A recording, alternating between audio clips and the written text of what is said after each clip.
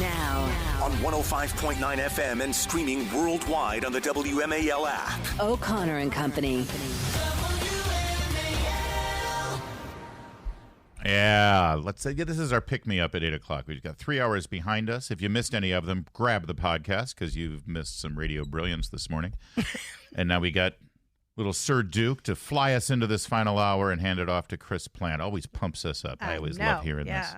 It's Larry O'Connor alongside Julie Gunlock on O'Connor and Company, and joining us as a fan favorite. We always get great response when we hear from the one and only K.T. McFarland, former Trump Deputy National Security Advisor and, of course, author of the book Revolution, Trump, Washington, and We the People. Hey there, K.T. McFarland. Thanks for joining us.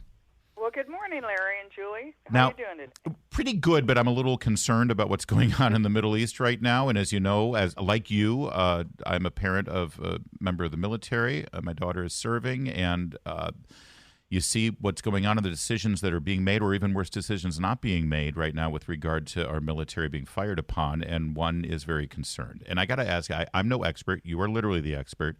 But as an American citizen over the last several decades, I have seen presidents respond almost immediately when our troops are attacked, and sadly, as we saw over the weekend, our troops are killed.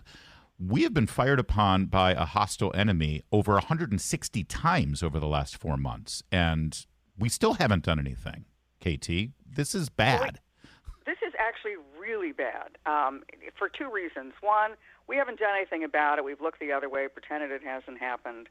Joe Biden, in response to Americans being targeted and killed in the Middle East, says, we don't want a wider war. Yeah. And then at the same time, he's not talking to the American people. What the heck is going on? Are we about to be, he doesn't even talk to Congress. Are we drifting into a war? Are we not drifting into a war? Are Americans, is it now open season on Americans in the Middle East? It's when the president sent people out in the last 2 days to say, and the president himself, we don't want a wider war, we don't want a wider war. What he should have said was, Americans have been killed. We are going to take responsive action. We are going to reestablish deterrence, and all options are on the table. Yeah. That's what a commander-in-chief said. I know that because I've heard commanders-in-chief say that. Many, but not this one. No. But instead, look, there are a number of options of doing. They can continue to do nothing, pretend it isn't happening, firing a few missiles into the sand, making sure not to hurt anybody. I think that's the worst of all options. The next option would be a military option where you go after all the proxies that are firing on Americans, whether they're in Iraq or Syria or Yemen. You kill Americans, you aim at Americans, you're dead. Yeah. The final option, and I don't think this is a desirable option either, is to immediately go attack Iran and then to start another war with no idea of what our goals here are other than we're going to punish Iran, we're going to stop Iran. Iran's on the verge, within a week, a month of getting nuclear weapons. We don't really want to start another forever war with a nuclear weapons power. So I would go for a middle option, but do it with gusto. You kill Americans, we come after you, and we don't just degrade you by 20%, which is what the Biden administration did 2 weeks ago. We destroy you. And then I would also have a massive economic component to this of driving down the price of oil by producing American energy, although that'll take some time. But in the immediate sense, go to the Indians who get Iranian oil and say, we'll give you all the oil you need, just don't buy from Iran. And then probably most importantly, and you could do it starting this afternoon, will be to start imposing sanctions so Iran can't sell oil. That doesn't work. Blockade it so Iran's oil can't get out. Deprive Iran of what it needs, which is money to pay for these wars. Katie, I want to ask you about the revelations this week that some Biden admission officials were involved in UNRWA. You've got Meher Bitar, who is Biden's senior director of intelligence programs on the White House National Security Staff. He was an official with UNRWA. And we know this week also that UNRWA had people associating with Hamas and actually participating in the October 7th terrorism and murders that occurred in Israel. So what do you make of this? It's, we wonder why nothing's been done with Iran.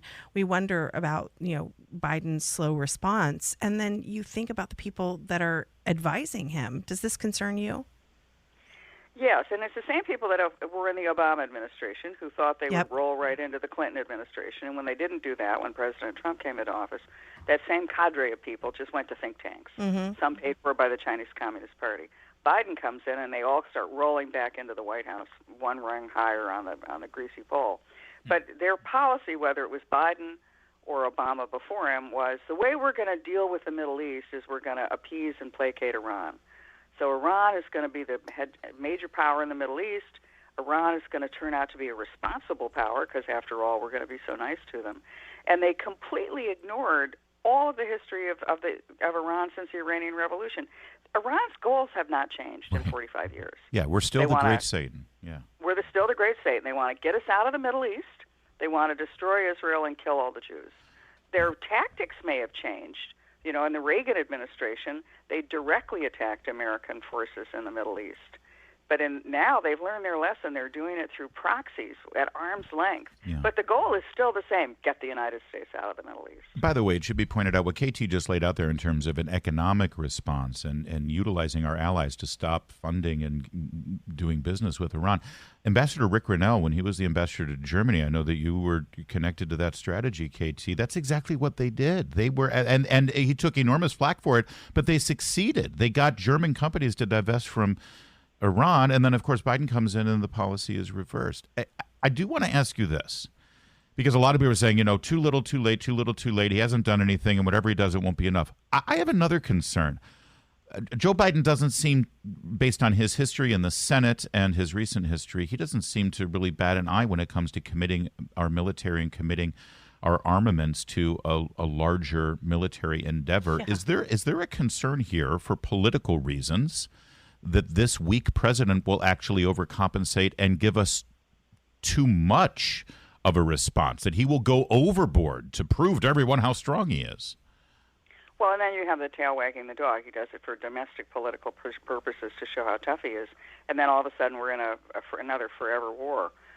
You know, we don't need the Middle East in the way that we used to. We got our own oil and natural gas if we'd only be allowed to produce it. Yeah. When you mentioned Rick Grinnell, he was one of the major proponents of getting our European allies to ante up in our common defense. Yeah. And in the Trump administration, we did. They squawked and screamed and complained, but they did it. Yeah. And as you look at the Middle East today, what is Iran trying to do? It's trying to push it's European trade that goes between Europe through the Suez Canal, the Red Sea, and onto Asia. It's not American trade.